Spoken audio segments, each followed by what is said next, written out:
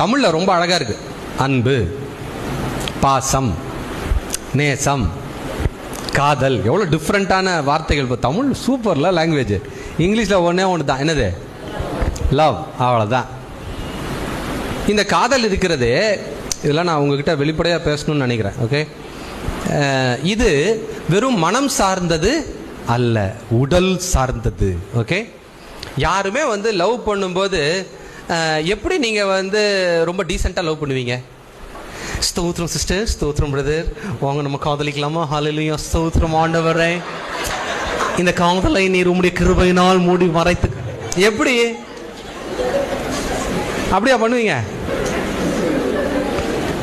ரெண்டு பேர் லவ் பண்றீங்க, இப்போ திடீர்னு உங்க அம்மா அப்பா யாரோ வந்துட்டாங்க, ஆண்டவரே கண்மலையின் வெடிப்புல எங்களை மறைத்து பாதுகாத்துக் கொள்ளும். எப்படி நீங்க பண்ணுவீங்க?